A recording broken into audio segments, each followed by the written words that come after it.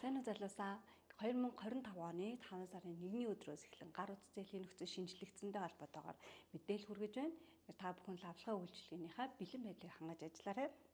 За бид зээлийн эрхийг AI, хиймэл оюун ухаан болон дотоод өгөгдөлд суурилсан олон үзүүлэлт бүхий үнэлгээгээр таны зээлийн эрхийг ухаалгаар хамгийн өндрөөр нь тооцоолж үнэлж байгаа.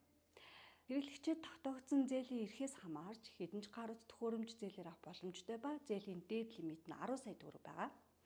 Өмнө нь бид гар утас зээлийн эрхийг тогтоохдоо 22 лавлах шуумаар өгдөг байсан бол одоо хэрэглэгч үйлчилгээний салбарт хандаж эрхээ тогтоолгож байгаа. За үүнийгд бол захин үнэмлэх түүнтэй адилхан бичиг баримт e-Mongoliot бүртгэлтэй утасны дугаар мөн үйлчилгээний төлбөр болох 2000 төгрөгтэй хандахыг сануулаарай. Хэрэглэгч тогтоолгосон зээлийн эрх нь 24 цагийн хугацаанд хүчинтэй. Хэрэв зээлийн эрх хангаагүй байх юм бол гар утас төхөөрөмж зээлээр авах боломжгүй гэдгийг нь сануулаарай. Үйлчилгээний төвд хандан зээлийн эрхээ тогтоолгосон хэрэглэгч лавлах шуумд хандах юм бол бид ямар мэдээлэл өгөх боломжтой вэ?